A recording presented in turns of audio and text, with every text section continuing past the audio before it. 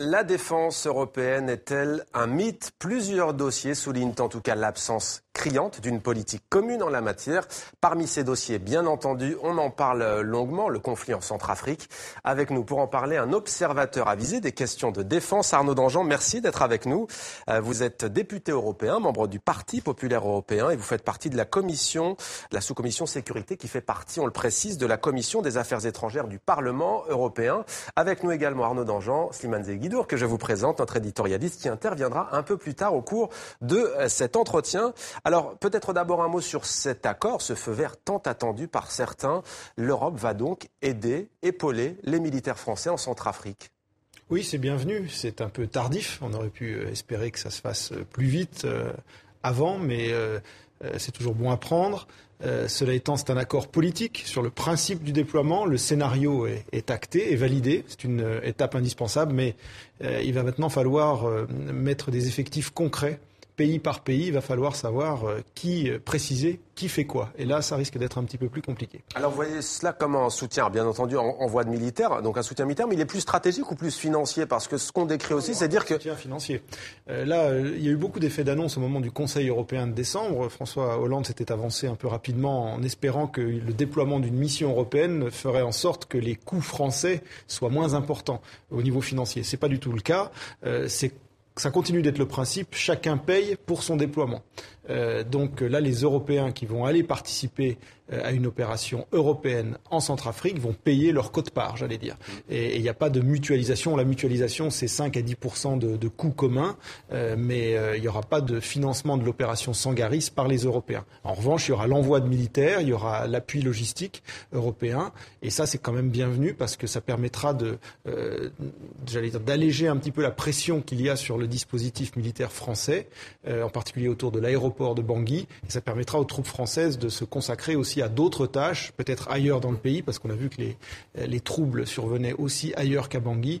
Donc c'est tout à fait bienvenu, mais encore une fois, maintenant que le principe est acté, il va falloir concrètement dire qui fait quoi. Et là, on a bien vu que le nombre de pays qui étaient prêts à s'engager concrètement, pour l'instant, il est assez faible. Donc l'enjeu, le défi de ce qu'on appelle la génération de force, c'est-à-dire la mise à disposition des troupes, reste important. Alors Arnaud Danjean, député européen, vous l'évoquez un instant, les troubles continuent, vous le dites, on l'a vu tout à l'heure dans notre reportage, notamment où la communauté musulmane continue d'être prise pour cible. L'objectif de l'opération Sangaris, c'était de mettre fin à ces violences. C'est beaucoup plus compliqué que l'espérait finalement François Hollande. Il y a peut-être eu une forme de péché d'orgueil politique et militaire. On pensait peut-être que bien connaître ce terrain centrafricain, où de nombreuses opérations militaires avaient déjà eu lieu par le passé, on pensait que le simple fait de se déployer allait avoir un effet dissuasif. Malheureusement, c'est pas le cas. Ça se révèle une mission d'interposition très compliquée. C'est la pire des tâches pour les militaires. C'est une ingratitude totale, se déployer non seulement entre des factions rivales, mais parfois entre des individus eux-mêmes, en ayant des difficultés à identifier qui est qui et qui fait quoi. C'est vraiment une tâche très très compliquée.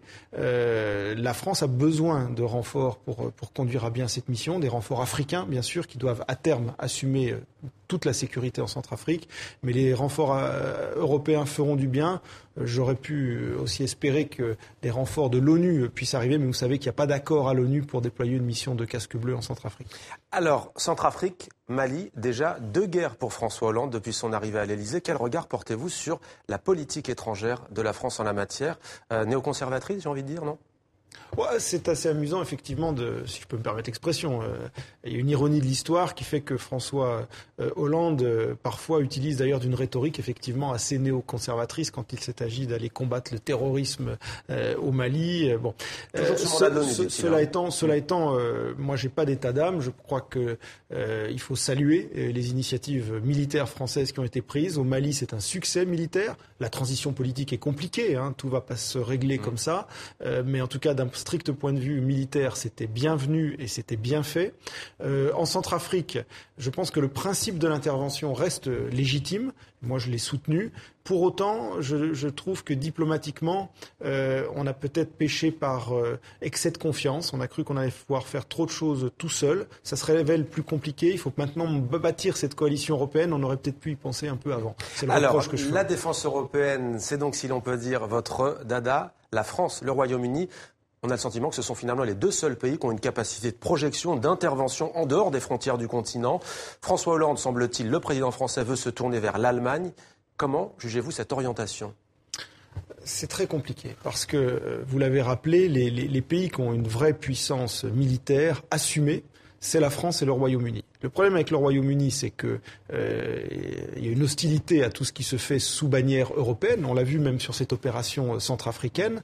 Le Royaume-Uni a été le dernier des pays à donner son feu vert. Ils ont été réticents jusqu'au bout. Donc tout ce qui fait sous bannière européenne a une réticence à Londres.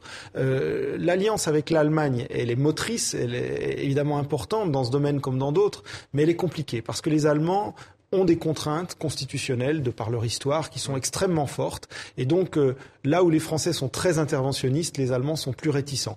Là où nous parlons opération extérieure, les Allemands parlent industrie. Donc, nous ne parlons pas toujours le même langage sur les questions de défense. Il serait bienvenu qu'on rapproche nos points de vue, mais ça reste quand même assez compliqué. Alors, le Royaume-Uni, par exemple, refuse totalement, c'était aussi un des chevaux de bataille de François Hollande, de financer un fonds commun, finalement, pour financer des interventions extérieures. Le Royaume-Uni refuse. Pourquoi, Arnaud Danjean, est-ce que l'Europe ne voit pas aujourd'hui une défense commune digne de ce nom ? Mais parce que la défense en Europe, c'est d'abord une hétérogénéité des forces entre des armées de plusieurs centaines de milliers d'hommes comme la France, le Royaume-Uni ou l'Allemagne, des budgets de défense à entre 30 et 33 milliards pour la France, l'Allemagne et le Royaume-Uni. Vous avez d'autres pays qui n'ont pratiquement pas d'armée, d'autres pays qui ont des budgets de défense ridicules, des pays qui sont neutres, des pays qui sont dans l'OTAN. Bref, c'est une hétérogénéité totale. Les systèmes de défense commune non plus, finalement. On le voit avec la Syrie, il y a pas une entente commune. Même si moi je relativise ce facteur, parce que vous savez, à l'OTAN, où on retrouve beaucoup de pays européens, l'OTAN est une machine militaire, c'est pas une machine de politique étrangère. Et pour autant, même dans l'OTAN, sans avoir de politique étrangère commune, on arrive à faire des opérations militaires ambitieuses. Donc le problème est moins là que dans l'hétérogénéité des moyens et puis surtout les désaccords politiques sur quoi faire ensemble. Beaucoup de pays voient ça d'une façon très minimaliste, en fait. Et ils n'ont pas envie de s'engager plus avant dans la construction de cette défense qui, pour eux, n'est pas prioritaire. Alors, et puis parce que je pense qu'on va y venir. Oui. Effectivement, il y a un aspect géopolitique et historique majeur, c'est que la plupart des pays européens vivent leur défense sous parapluie américain. Alors justement, vous me tendez la perche, Arnaud Danjean. Certains voient cela comme une épine dans le pied de l'Europe, dans la botte de l'Europe, si l'on peut dire. D'autres comme un atout. Slimane Zeguidour, vous, que pensez-vous du poids finalement militaire américain sur l'Europe ? Alors, quand on regarde le paysage militaire européen, il laisse perplexe. Il y a d'abord les armées nationales dont on parlait. Et il y a cette présence américaine. On compte aujourd'hui à peu près 75 000 hommes américains, soldats américains, la plupart en Allemagne, presque 50 000. Ensuite, 10 000 en Italie, 10 000 en Angleterre, 2 000 en Espagne, 1 500 en Belgique, à peu près. Donc on a un reste de la guerre froide. Il y a cette présence militaire américaine. Par exemple, en Allemagne, une base militaire regroupe jusqu'à 34 000 personnes, personnel civil compris, c'est la plus grande communauté militaire américaine à l'étranger. Ajoutez à cela la présence de l'OTAN. Par exemple, la 6e flotte américaine qui est basée près de Naples a 40 bâtiments de guerre, 175 avions de chasse, 21 000 hommes. Alors, comment parler d'une armée européenne ? Il y a un embryon d'armée européenne né à l'initiative des Allemands et des Français en 1992, qui est l'Eurocorps. Le corps européen qui devait avoir un projet d'une brigade franco-allemande et auquel c'est un organisme, un embryon d'armée européenne dont on voit le logo aussi, auquel se sont joints la Belgique, le Luxembourg, l'Espagne, plus tard la Turquie et la Grèce. Mais on est encore dans cette triple structure militaire, les armées nationales, l'Eurocorps, qui est un embryon, la présence de l'OTAN, la présence américaine, c'est assez déroutant. Pour être très précis, l'Eurocorps, qui est une belle structure, qui est un bel état-major multinational, est en fait une structure de l'OTAN. C'est une structure qui n'a été employée pour l'instant que par l'OTAN. Donc vous avez effectivement les armées nationales, et puis vous avez l'OTAN qui est un parapluie tout à fait efficace d'ailleurs, mais est tout à fait confortable pour la plupart des pays européens. 22 des 28 pays de l'Union européenne sont membres de l'OTAN. Mais sur les États-Unis, précisément, Danjean, est-ce que vous dites que c'est un facteur positif ou vous dites justement il faut en finir avec ça ? Ni l'un ni l'autre, c'est un facteur, c'est une donnée. Ouais. historique qui est là, qui n'est pas contestable, mais simplement c'est une donnée qui évolue. Et moi, ce sur quoi je voudrais attirer l'attention, c'est qu'au-delà des chiffres qui viennent d'être donnés, sur ces dizaines de milliers de soldats américains et d'équipements, ce qu'on voit, c'est une translation maintenant vers l'Est, c'est-à-dire que les États-Unis engagent leur effort prioritaire en matière de défense vers l'Asie-Pacifique. Le Japon, la Corée, qui sont aussi des endroits stratégiques pour les États-Unis, deviennent prioritaires. Et donc, il y a déjà une forme de désengagement américain du théâtre européen. Tant mieux d'un côté, parce que ça veut dire que l'Europe n'est plus un enjeu de sécurité majeur, et c'est parce que notre continent est en paix. Mais attention, parce que ça veut dire aussi que les États-Unis attendent des Européens qu'ils assument beaucoup plus de responsabilités pour leur propre sécurité. On l'a vu au moment de la guerre en Libye, où il y a eu cette fameuse phrase de « leading from behind », mener depuis l'arrière, c'est-à-dire que la première ligne était aux Européens. On l'a vu au Mali. Franco-britannique, mais finalement les avions ravitailleurs étaient américains. Et le renseignement également, mais on le revoit au Mali et en Centrafrique, où les Américains sont très en retrait, et c'est appelé à se généraliser ce modèle d'intervention où les Européens doivent fournir un effort prioritaire pour leur environnement proche. Et donc, ça devrait amener les Européens à prendre plus de responsabilités. Mais même si le constat est là, on n'est pas lucide jusqu'au bout pour l'instant en Europe. Il y a eu un sommet européen en décembre consacré à la défense. Tout le monde a tiré ce constat. Oui, les Américains sont moins présents. Oui, les Américains nous disent qu'ils ont besoin de partenaires plus robustes, plus fiables, et que les Européens doivent faire plus d'efforts pour eux-mêmes.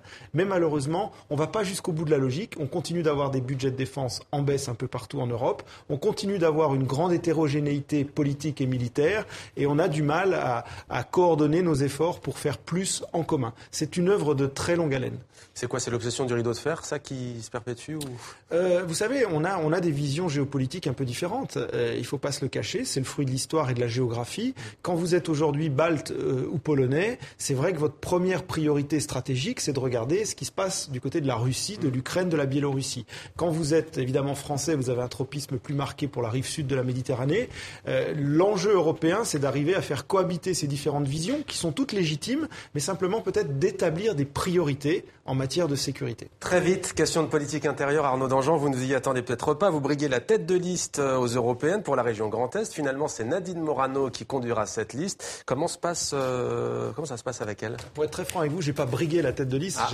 J'ai demandé à ce qu'on respecte un principe, c'est-à-dire que les sortants, dont on estime qu'ils ont fait le boulot, que les sortants puissent avoir leur mot à dire dans la composition des listes et puissent revendiquer une place éligible, ce qui était mon cas.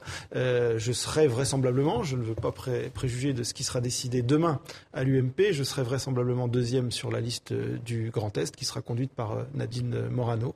Écoutez, on se prépare pour une campagne qui sera de toute façon compliquée. On aura besoin de toutes les forces, de toutes les complémentarités et de toutes les énergies. Donc, Arnaud Danjean, merci beaucoup à vous, député européen. Merci d'avoir participé à ce grand angle. Merci à vous, Slimane Zeguidour, pour votre décryptage.